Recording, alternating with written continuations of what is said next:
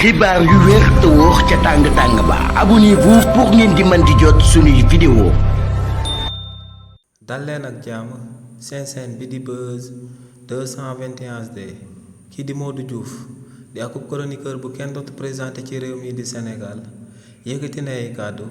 daal di tontu kii di Bassirou Fofana mi nga xam ne dafa yëkkati ay kàddu daal di xamal Sénégalais yi que ne kii di Mamadou Bamba Sibi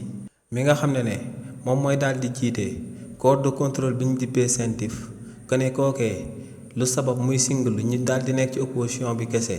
lu ko daal di sabab moom mooy que ne kookee dafa daal di bokk ci parti bi di Pastef te li ni mel lu koy daal di firndeel mooy que ne kookee ci coalition bi nga xam ne moom la Ousmane Sonko demee woon ci élection yi ñu daan amal ci réewu Sénégal en 2017 ne moom ak premier ministre bii di Ousmane Sonko ñoom ñoo bokkoon seen liste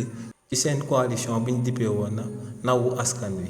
ne lu leer ba am moom mooy que ne kookee di Mamadou Bamba Sibi dafa am ak coloration politique te li ni mel moom moo sabab muy cible ñi nga xam ne dañoo daal di féetewoo ci opposition bi di leen toppalu ci CENTIF kii di Modou Diouf nag ne kii di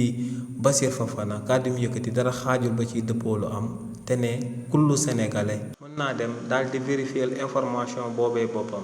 ne na daal di dugg ci internet bi daal di tàppe coalition Ndawu Askan Wi di coalition bi nga xam ne si bannière boobee la Ousmane Sonko demee woon ci élection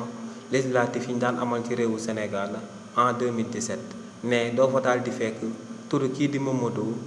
Bamba Sibi mi nga xam ne moom mooy jiite actuellement CENTIF ne li ni mel lu muy daal di firndee rek moom mooy que ne kii di Bassirou Fofana kàddoom yooyee mu daal di yëkkati dara xaajul ba ci dëppoog lu am kii di Mamadou Bamba Sibi amul benn coloration politique dañ koo daal di tabb ca CENTIF ngir mu daal di amal ay liggéeyam te ne lu leer ba am moom mooy que ne ñu nekkoon ci régime président Macky Sall dañoo doon sàcc alalu askan wi te ne ñooñee lañ war a daal di traqué te ne ñoo ngi leen di traqué actuellement ci réewu Sénégal. xibaar yu wér te wóor ca tàng ba abonnez-vous pour ngeen di mën di jot suñuy vidéo.